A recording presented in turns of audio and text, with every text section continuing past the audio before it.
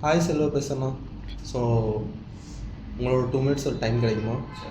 Okay. So for வந்து blue code அகாடமியில் வந்து உங்களோட எக்ஸ்பீரியன்ஸ் என்ன? ஸோ உங்கள் எஜுகேஷனுக்கு வந்து அகாடமி என்னென்ன சப்போர்ட் பண்ணி தராங்க, அதை பற்றி ஒரு லைன் சொல்ல முடியுமா?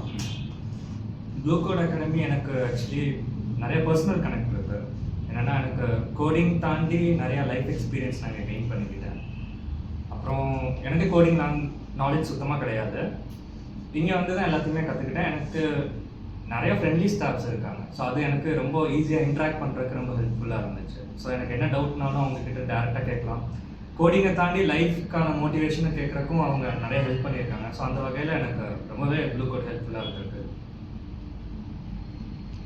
ஸோ வேறு என்னென்ன சப்போர்ட் உங்களுக்கு அவங்க பண்ணி கொடுத்துருக்காங்க?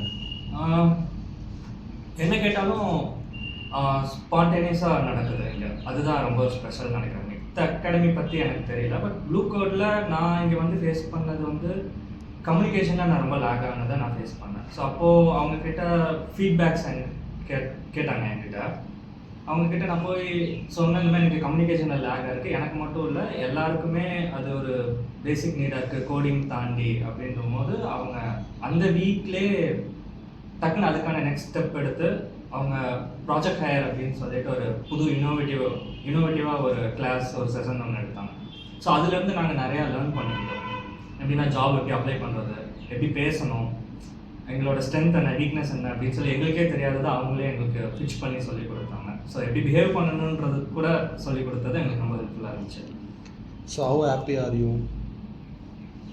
ஃபார் ரேட்டிங் வைஸ் நான் சொல்லணும் அப்படின்னா 10க்கு ஐ வுட் கிவ் 9 அண்ட் ஆப்வியஸாக. தேங்க்யூ பிரசாத்.